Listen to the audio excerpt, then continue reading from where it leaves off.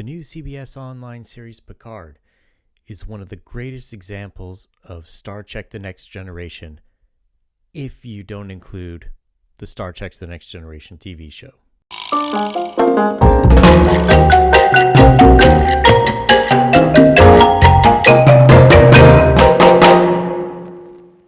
This new show has a lot of great features, which we'll talk about later. But to start off with, Alex Kurtzman clearly has never seen an episode of Star Trek The Next Generation. I think maybe he went on IMDb and got the summaries for all of the movies, because otherwise, why would it be written the way that it's written?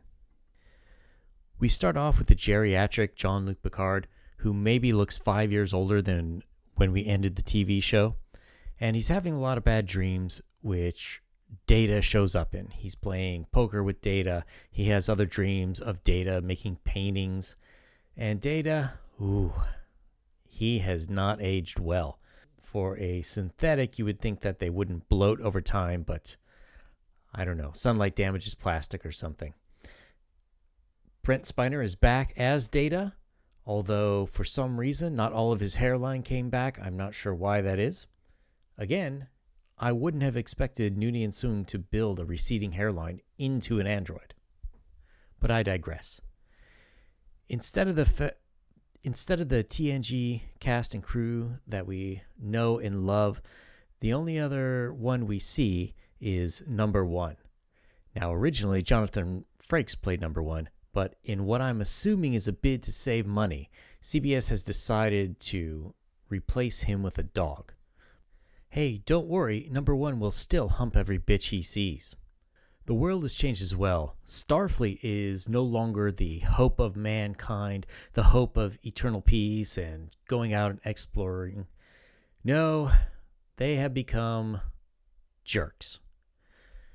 Now, the Romulan supernova, which we saw in the J.J. Abrams movie that destroyed Romulus, it apparently still did happen in this universe. They made it canon here, as well as the Kelvin timeline.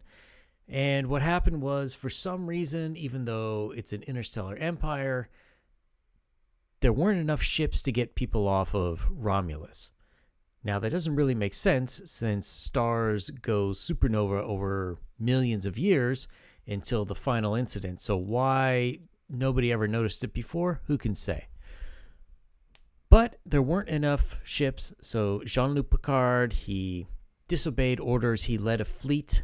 They used the example of Dunkirk, which is where the British had a call to everybody with a boat to go over to France to save their army during World War II. And a similar thing happened. Picard saved like a bajillion Romulans, and now there are Romulans on Earth.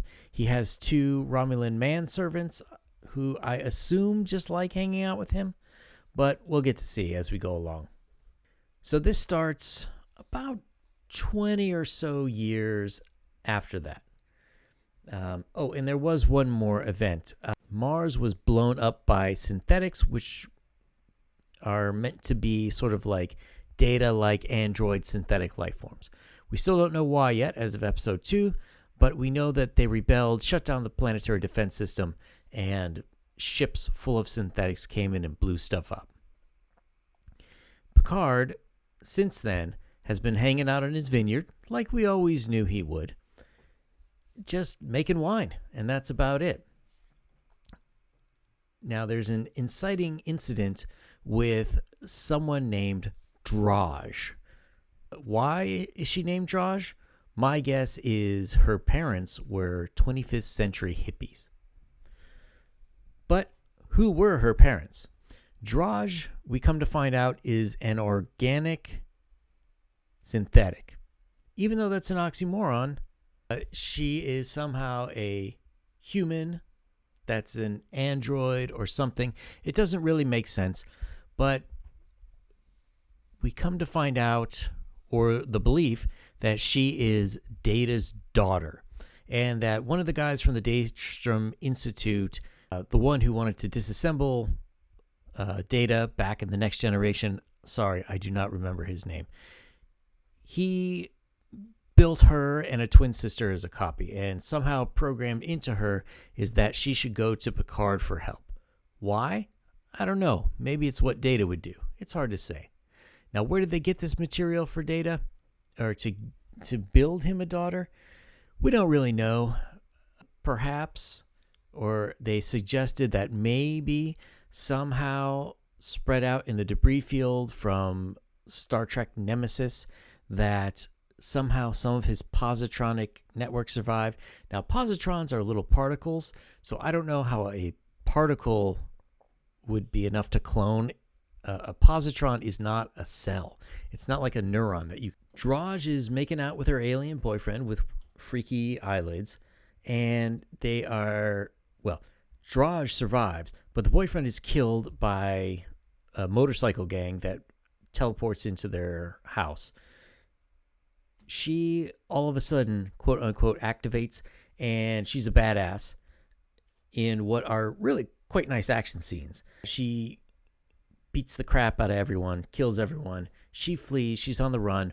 She sees Picard giving this TV interview, and she knows she needs to go to France.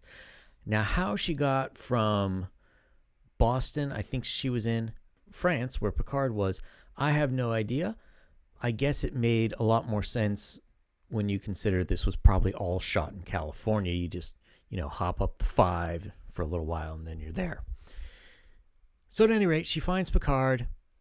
He instinctively knows her from somewhere, sort of figures out he saw her in a painting, and he's going to go with her to the Daystrom Institute, but they're attacked by the motorcycle gang again when more teleport in. Draj goes on like a 15-minute or so action spree of kicking the crap out of everybody, and it's discovered that the ones trying to kill her are Romulans. Now, she ends up dying in this attempt, and that brings us to the end of episode 1. Episode 2 is all about Picard trying to figure out what the heck happened. He knows that Draj has a sister somewhere because twins, why not? And he needs permission from Starfleet to go back into space. He wants to get reinstated. He gets turned down hard. There's a subplot where there's something wrong with his parietal lobe. For anyone not in the know, the parietal lobe, the most important functions is the processing of sensory information and understanding your body's orientation in a 3D space and body awareness. Now, it's not said what exactly happened to them. This show has Borg stuff, which we'll get to in a second, so maybe it was from the Borg implant, but who knows? Picard needs to go off planet, and instead of contacting his old buddies, Worf and Geordi and Dr. Crusher, Deanna Troi, does he do that? No. He, instead of getting his friends who are all ride and die and would do anything to help him, he's going to find a bunch of randos. And that's where we end on episode 2. He's out there looking for a crew, looking for someone with a ship to take him off Earth. I don't know why it would be hard to find a ship to take him off Earth. He's famous. There's got to be like a bajillion people who would be willing to do this. Certainly his old crewmates, but no. So then we go on to Draj's sister. She's some kind of a scientist working on a decommissioned Borg cube. They found it floating out in space, and it's not connected to the Borg matrix anymore, so they're cutting it up, harvesting it for technology and parts, and some people are trying to free the bodies of the dead that were captured by the Borg. She meets a Romulan who's there and basically becomes his side chick in one episode. So after an episode, they're sleeping together, and she's all like, hey, do we have to keep this secret? And he's like, yeah, totally secret. And she's like, oh, what's your job? What do you do here? And he's like, totally can't tell you.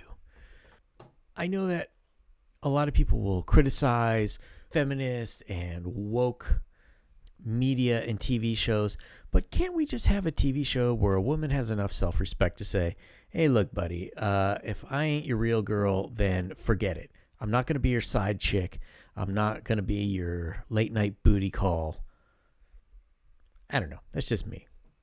Now, the fantastic things about this are, if you ignore the Next Generation, right? Data and Picard were not friends. Picard wasn't really friends with anyone except for maybe Riker and Beverly Crusher. But Data was friends with everybody else. So this whole subplot of how much Picard misses Data doesn't really make a whole lot of sense in context. If you ignore that, this show's not that bad. It's a little bit slow. It is gorgeous. It's unbelievable how much technology has changed just in terms of the special effects and how much more it feels like it's in the future. Now, back in '89, when I started watching The Next Generation, it definitely felt like the future. This is way more. So much better. The fight scenes are excellent. They're really movie quality. Long, yes, a tad long, but they're great. The acting is superb. The writing, if you divorce yourself from that earlier stuff, it's not too bad. So, just to wrap up, Picard, if you're a super fan of TNG, I don't know, this one might not be for you, but it is way better than Discovery. Way, way better. If you had never seen the TNG, yeah, give it a go. This is not a bad show at all. So if you like this video, click a like. What do you think about Picard? Good, not good? Do you miss Worf? Come on. You know we all want to see Worf. Well, if you click subscribe, you'll see him when he comes up. Talk to you guys later.